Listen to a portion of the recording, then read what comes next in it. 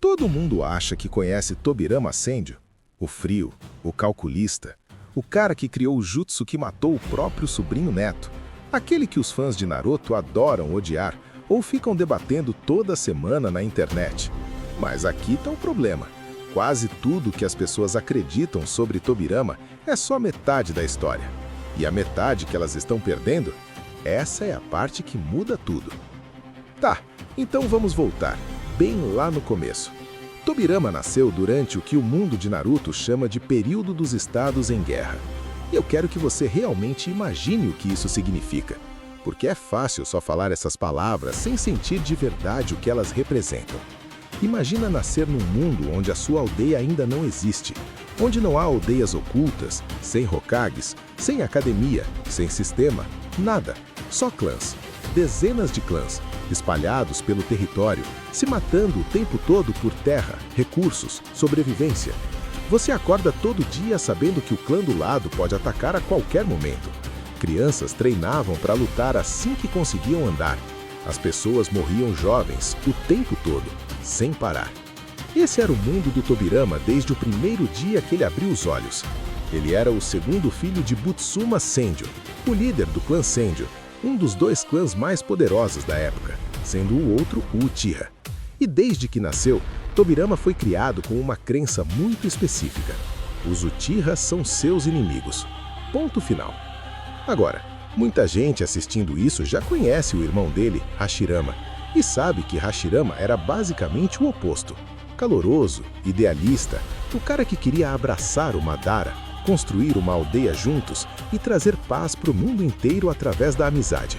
Mas o Tobirama estava olhando para a realidade, porque enquanto Hashirama sonhava com paz, Tobirama estava contando os corpos. Ele perdeu vários irmãos para o clã Uchiha antes mesmo de chegar à adolescência. Não metaforicamente, literalmente. Irmãos. Um deles, Itama, morreu numa batalha contra os Uchiha, cercado, sem reforços, ainda criança. Tobirama e o pai estavam perto o suficiente para ver e não puderam fazer nada. E outro irmão, Kawarama, morreu ainda mais cedo. Pensa nisso por um segundo. Você é uma criança. Você assiste seus irmãos mais novos morrerem, um após o outro, numa guerra que você herdou e nunca escolheu. E te dizem, é assim que a vida funciona. Isso é normal. Continue lutando. E é aqui que o Tobirama se torna genuinamente fascinante.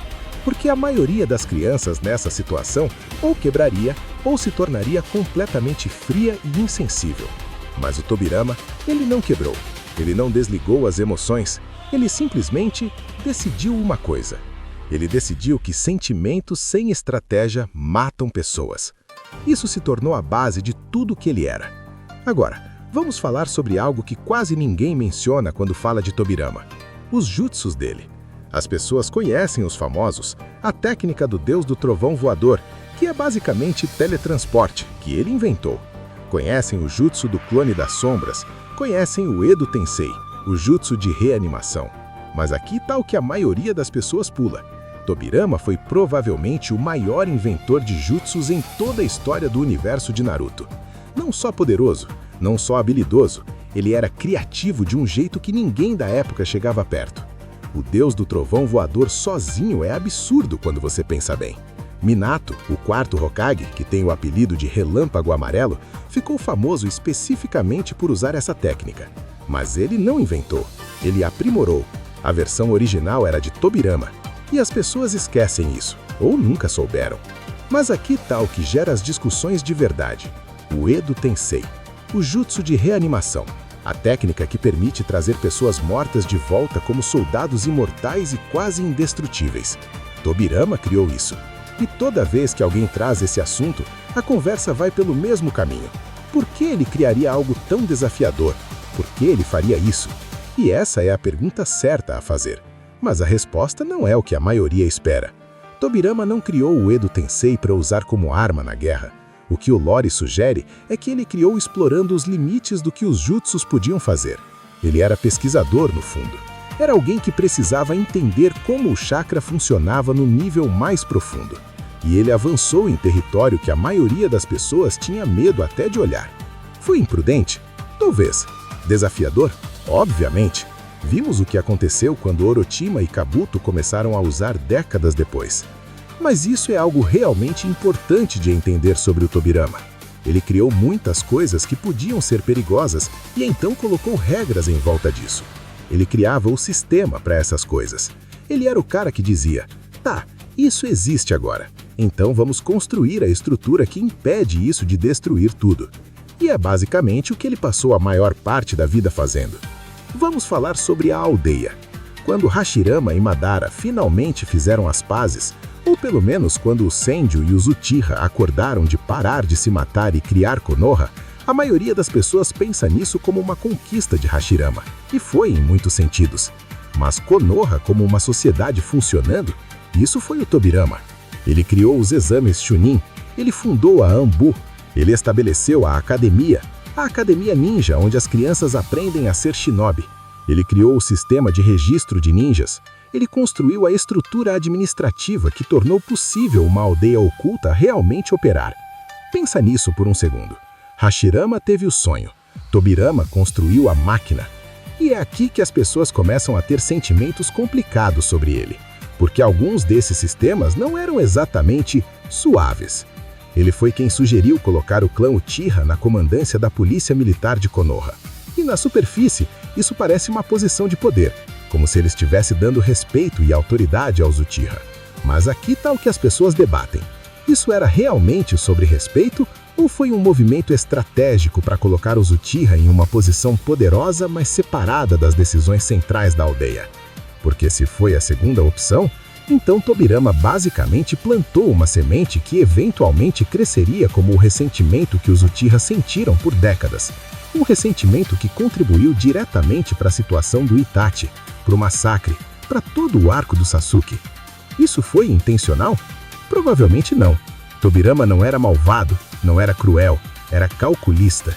E às vezes cálculos têm consequências não planejadas que duram gerações.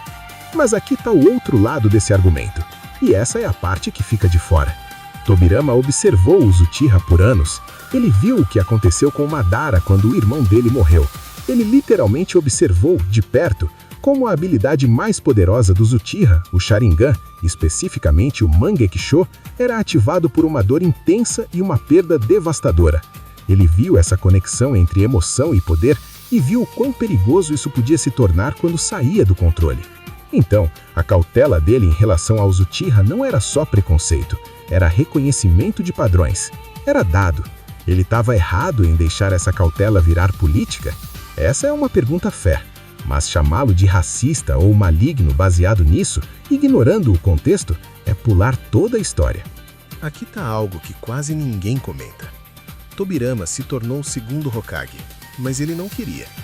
Quando Hashirama saiu do cargo, a aldeia precisava escolher quem lideraria a seguir, e várias pessoas indicaram o Tobirama.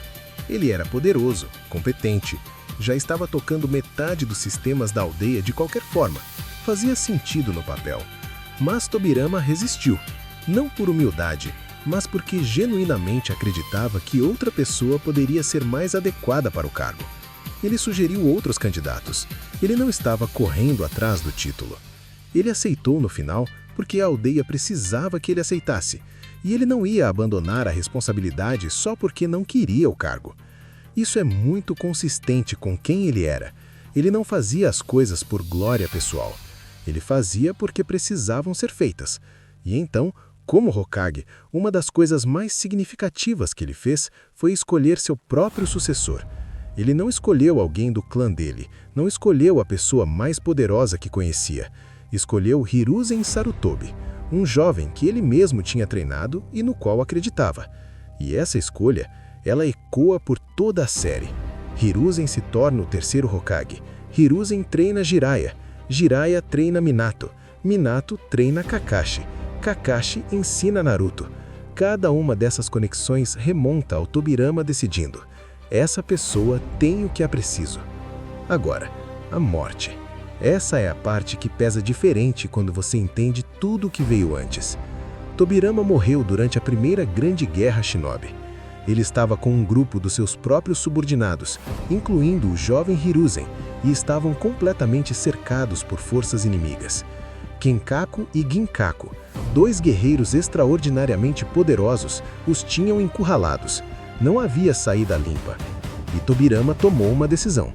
Ele nomeou Hiruzen como o terceiro Hokage ali mesmo, bem no meio do campo de batalha, e então disse à equipe que ia agir como isca, para atrair o inimigo e deixar eles escaparem. Ele usou a si mesmo como distração, sabendo que não voltaria. Esse homem que sempre foi chamado de frio, que sempre foi descrito como calculista e distante, ele se sacrificou deliberadamente para proteger as pessoas que estavam com ele. E aqui está a coisa que realmente me pega. Ele devia saber, indo para aquilo, que a história provavelmente não ia lembrar dele da forma que lembrava do irmão. Hashirama era a lenda. Hashirama era o sonho. Tobirama sempre seria o segundo, o cara das regras, o cara dos sistemas, o que tomava as decisões difíceis. Ele sabia disso e fez mesmo assim. Tem mais uma coisa que quero deixar com você. Depois que o Orochimaru usou o Edo Tensei para reanimar Hashirama e Tobirama durante o arco dos exames Chunin, Tobirama, enquanto estava sendo controlado, sendo usado como arma contra a própria aldeia que construiu, conseguiu por um momento romper o controle o suficiente para dar uma dica para Hiruzen de como parar a técnica. Ele estava sendo usado como fantoche contra a própria aldeia e ainda encontrou um jeito de ajudar. Esse era o verdadeiro Tobirama Senju.